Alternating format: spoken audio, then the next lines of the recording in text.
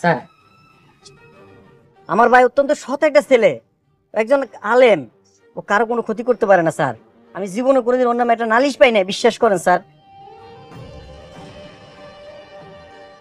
Sir, আপনারা ওরা ধরে নিয়ে যান না। উনি আলেম মানুষ, উনি চুরি করতে পারে না। আপনারা ওনারা ভুল বুঝতেছেন। আল্লাহর গজব পড়বো স্যার, ওনারা কোথাও নিয়ে যাইয়েন না। 10 বছর ধরে চাকরি করি, এইসব আবল তাবল কথা বইলে লাভ নাই। এই তোমরা সার্চ করে যাও। রবিল ভাই, 2 দিনের লাগে আপনার ভ্যানটা নিছিলাম। আমি তো জমার টাকা সব আপনার ভ্যান আপনার ফিরাই দিয়ে আইছি। আপনি কেন এই গজব মিথ্যা কথাটা কইতাছেন ভাই? তাইলে কি আমার ভ্যান ভূতে নিছে? স্যার, আমার ভাই একজন কামিল পাস, সে একজন আলেম মানুষ। সে কি চুরি করতে পারে বলেন স্যার? কোনোদিনও চুরি করতে পারে না ও স্যার। রবিল ভাই, এত বড় মিথ্যা অবাদ দিয়েন না ভাই। প্রত্যেকটা মানুষকে একদিন মৃত্যুর স্বাদ গ্রহণ করতে হইব। রোজ হাসরে আল্লাহর কাছে কি জবাব দিবেন? স্যার, ভ্যান পাওয়া গেছে বাড়ির। স্যার, এই যে সে চুরি হয়ে গেল। কথা শোনো,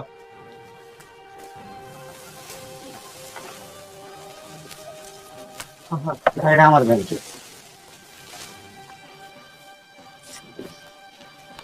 কি এটা কি? আস্তাগফিরুল্লাহ, এই ভ্যান এখানে কেমনে আইলো? আল্লাহ, তুমি আমার কোন পরীক্ষায় ফালাইলা? আপনারা সবাই দেখেছেন, আপনারা সবাই সাক্ষী। এই ভ্যান বাঁশবাগানে পাওয়া গেছে, আর এই বাঁশবাগানের মালিক রফিক আর মাকসুদ। এই ভ্যান হয় রফিক চুরি করেছে, নয় মাকসুদ চুরি করেছে। এখন সিদ্ধান্ত আপনাদের, বলেন কে চুরি করেছেন? স্যার, আমার ভাই চুরি করে নাই, আপনি আমারে লয়ে যান। তাহলে আপনি স্বীকার করছেন আপনি চুরি করেছেন? মিথ্যা কথা বলা মহা পাপ স্যার। আমি চুরি করছি বলে পাপ হইব? আমার এই চুরির দায় শাস্তি দেন, আমার ভাইয়ের ছাইড়া দেন। আমার ভাই চুরি করে নাই। কনস্টেবল, আপনাকে নিয়ে চলো। স্যার, জি স্যার। স্যার আমার ভাই চুরি করে নাই স্যার। মাকসুদ, স্যার একটু দয়া করেন স্যার, আমার ভাই চুরি করে নাই। মামলা হয়েছে, কিছু করার নেই ভাই, স্যার, কিছু করার নেই ভাই, আমার স্যার, করার নেই। আপনার মাকসুদটা কই নিয়ে দিতেছেন sir? Sir, sir, Maksud, sir বিশ্বাস করেন স্যার, আমার ভাই চুরি করে নাই স্যার, বিশ্বাস ভাই, করেন স্যার। এখানে আমার কিচ্ছু করার নাই। আপনাদের স্যার, দয়া করেন স্যার। যা বলার আদালতে বলবেন, প্লিজ আমাকে কিছু বলবেন না। আসসালামু আলাইকুম তালুই। ওয়ালাইকুম সালাম। বাবা রফিক, তুমি কেমন আছো? একটু ঝামেলায় আছি তালুই। আসিয়া, আসিয়া বাইরে আহ, দেখো কে আইছে। ঝামেলায় আছি। আব্বা, আব্বা, আব্বা, আমার সর্বনাশ হয়ে গেছে আব্বা। আপনার জামাইরে বিনা দোষে পুলিশে ধরে নিয়ে গেছে। মারে, আমি তো জানি আমার জামাই খুব ভালো মানুষ। দেখবি একদিন প্রমাণ হইব ও নির্দোষ। আপনি ঠিকই কইছেন তালুই, ও নির্দোষ। আমার ভাইয়ের আসলে কোনো দোষ নাই, ওর অন্যায়ভাবে ফাঁসানো হয়েছে। আমি চেষ্টা করতেছি, ইনশাল্লাহ ও ছাড়া পেয়ে যাইব। ঘরে চলো। যা তালুই, তুমি ঘরে যাও।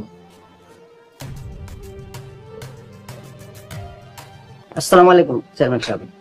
ওয়ালাইকুম আসসালাম। আরে কি খবর রফিক মিয়া? ভালো না চেয়ারম্যান সাহেব, আপনি তো জানেন সবই। আমার নির্দোষ আলেম ভাইটা বিনা দোষে জেলে গেছে। 2 দিন আগে আমার ভাইটা বিয়ে করছে, করে নতুন বউ। বউটার মুখের দিকে চাউন যায় না। আপনি কিছু একটা করেন চেয়ারম্যান সাহেব। রফিক, আমরা সবাই জানি তোমার ভাই মাকসুদ চুরির মালামাল সহ ধরা খাইছে। এই মামলা কঠিন হয়ে গেছে, কি কোন চেয়ারম্যান সাহেব? এসব মিথ্যা, এসব বানোয়াট। আমার ভাই চুরি করতে পারে না, আপনারা তো সবই জানেন। চেয়ারম্যান সাহেব, আপনি একটা ব্যবস্থা নেন চেয়ারম্যান সাহেব। আপনি এই এলাকার অভিভাবক, আপনি না করলে কে করবো চেয়ারম্যান সাহেব? আমার ভাইটা আসলে নির্দোষ। আরে বড়ই আফসোস লাগতাছে। মেম্বার, তুমি বাড়ি যাও, বিকালে বাজারে দেখা হইব। আমাকে মাকসুদ জেলে, খুব আফসোসের বিষয়। চেয়ারম্যান সাহেব, আপনি চেষ্টা করলে কিন্তু মাকসুদ ছাড়া পেয়ে যায়। একটু চেষ্টা করেন না মন থেকে চেয়ারম্যান সাহেব। রফিক, তোমার ভাইয়ের নামে মামলা হয়েছে, সাক্ষী সাবদ আছে, এ বড় বিপদ। ইস, কি যে করি। শোনো, এখানে কিন্তু খরচপাতির বিষয় আছে। কথায় আছে না যে টাকা হইলে বাঘের চোখ মেলে। কত খরচ হইব চেয়ারম্যান সাহেব? ধৈর্য নাও, প্রায় লাখখানিকের মতো তো লাগবেই। কি কোন চেয়ারম্যান সাহেব? 1 লাখ টাকা দিয়ে তো 5 খান নতুন ভ্যান কিনতে পাওয়া যায়। বাস তাইলে আর কি, যাও ওই 1 লাখ টাকায় 5 খান ভ্যান গাড়ি কিনা বাড়ি গিয়া শিখায় সাজাই রাখো। চেয়ারম্যান সাহেব, আরে একটু বুঝে শুনে একটু কইলে, আমি গরিব মানুষ, আমি যতটুকু সামর্থ্য আছে যদি দেখেন না চিন্তা করে। যাও ভাগো, যাও।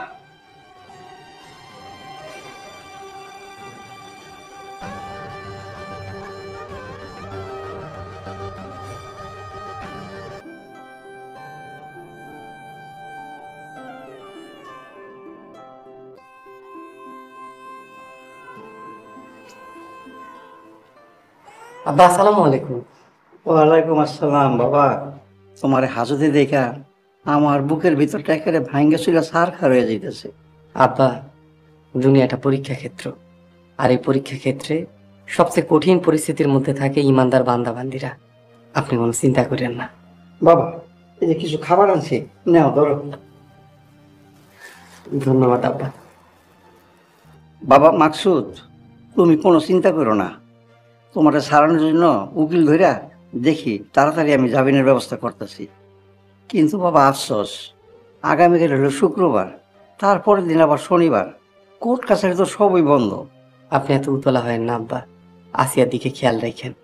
আল্লাহ ভরসা, আল্লাহ যেদিন চাইব আমি সেদিন এখান থেকে ছাড়া পাবো। আপনি খালি খাস দিলে আমার লাগে দোয়া করেন। আমি দোয়া করি বাবা। আচ্ছা, আমি এখন আসি। আচ্ছা, আসসালামু আলাইকুম। ওয়ালাইকুম আসসালাম।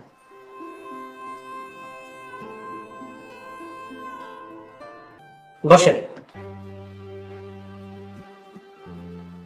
স্যার, আমি আব্দুল করিম, আপনার হাজতে বন্দি মাকসুদুল হক আমার মেয়ের জামাই স্যার। ও আচ্ছা আচ্ছা, জি বলেন, আমি কিভাবে সাহায্য করতে পারি আপনাকে? স্যার, মাকসুদ খুব ভালো ছেলে স্যার, ও স্যার এই কাজ করতে পারে না, ও স্যার চুরি করে নাই, আপনি দয়া করে ওরা ছেড়ে দেন স্যার। দেখেন, আমি নিজেও আইনের কাছে বাধা, এভাবে বললে তো আমি ছাড়তে পারি না। আমি আপনাকে একটা বুদ্ধি দিই, সেই বুদ্ধিমতো কাজ করেন।